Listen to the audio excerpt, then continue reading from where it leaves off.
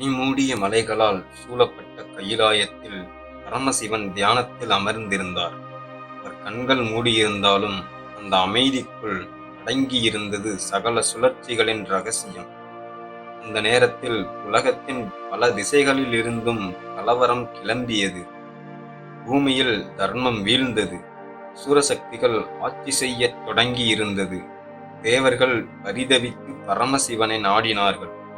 அவர்கள் பரமசிவனிடம் கண்ணீருடன் கூறினர், சாமி, பூமி அழிகிறது, தர்மம் சிதைந்து கெட்டுப்போனது, அசுரர்கள் அழிவை விதைக்கிறார்கள், எங்களை காப்பாற்ற வேண்டும் என்றனர்.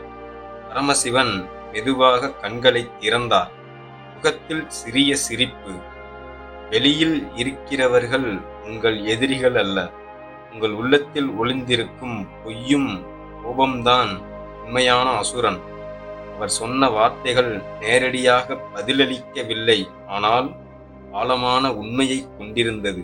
அந்த சமயத்தில் அவர் ஒரு முடிவை எடுத்தார். பூமிக்கு செல்ல வேண்டிய நேரம் வந்துவிட்டது. ஆனால் தெய்வ வடிவில் அல்ல, பரதர் என்ற யோகியின் வேடத்தில். மெதுவாக ஒரு கிராமத்தை நோக்கி நடந்து சென்றார். சுமந்தது வெறும் பை, உடலில் எளிமையான ஆடை, கண்களில் ஆனந்த அமைதி. அவருடன் வந்தான் ஒரு சிறுவன், யாரும் அறியாத முகத்துடன். அவன்தான் முருகன். அந்த கிராமம் தர்மத்திலிருந்து வெகு தொலைவில் சென்றிருந்தது. மக்கள் சுய நலத்தில் மூழ்கி இருந்தனர். அன்பும் பக்தியும் மறைந்து போயிருந்தன. பரதர் அந்த இடத்தில் ஒரு சிவலிங்கத்தை வைத்து சிறிய கோயிலாக கட்ட ஆரம்பித்தார். ஆனால் மக்கள் அவரை பைத்தியக்காரராக பார்த்தார்கள். உண்பதற்கு சோறு இல்லை, சாமி எதற்கு என்ற கேள்வியுடன் எல்லோரும் அவரை ஏளனமாக பார்த்தார்கள். அந்த ஊரில் ஒரு பெண் இருந்தாள். அவள்தான் பொன்னரசி. அவள் கண்களுக்கு மட்டும் பரதரின் உண்மைத்தன்மை தெரிந்தது. ஒவ்வொரு நாளும் அவள் பரதருக்கு உண்ண உணவும் நீரும் கொண்டு வந்து தந்தாள். அவரிடம் கேட்கிறாள், ஐயா, யாரும் மதிக்காத இந்த ஊரில் நீங்க எதற்காக இருக்கிறீங்க? பரதர் சிரித்து பதிலளிக்கிறார், இது ஒரு திருத்தலம், ஆனால் அதை ஏற்க ஒரு மனதின் விருத்தி தேவை. அதற்காகத்தான் நான் வந்திருக்கிறேன். இந்நிலையில் ஊரில் வறட்சி ஏற்பட்டது. நிலம் உலர்ந்தது.